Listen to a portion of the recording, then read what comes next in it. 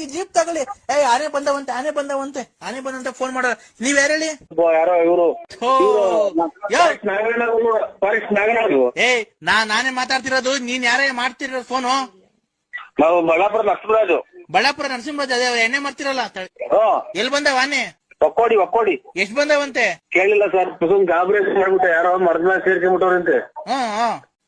ಹಂಗಾಗಿ ನಾನು ಅರ್ಜೆಂಟ್ ಮಾಡಿದ್ರೆ ನಗಣರೆ ಒಕ್ಕೋಡೆಗೆ ಅವಂತೆ ಎಲ್ಲ ಒಂದು ಒಕ್ಕೋಡೆಗೆ ತೆಂಗಿ ಮರದ ಫೋನ್ ಮಾಡಿದ್ರು ಸರ್ ನಿಮ್ಗೆ. ಒಂದ್ ಕೆಲ್ಸ ಮಾಡು, ಈ ಏಣಿ ಐತಲ್ವಾ ನಿಮ್ ಮನೆಗೆ? ಹೋಯ್ತು ಸರ್.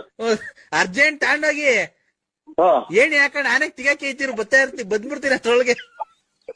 ಈಗ ಎಷ್ಟು ಜನ ಕೊಟ್ಟಿರ್ತಾರಲ್ಲ ನನ್ನ ಮಗನಿಗೆ ಸಾಯ್ತಾವ್ರವ್ರು. ಆನೆ ಏಣಿ ಹಾಕಿಡೋರು ಏಣಿ ಹಾಕೊಂಡು ಹೋಗ್ತಾರಲ್ಲ ಇವ್ನು ಫಾರೆಸ್ಟ್ ಇವನು ಯಾರನ್ನ ಇದು ಶಾರ್ಟರ್ದಾಗ ಸರಿಯ ಸೇವಿಂಗ್ ಶಾಪ್ ಇಟ್ಟಿರೋನು ನೋಡ ಅವ್ರು ಬೇಜೆತ್ತಿ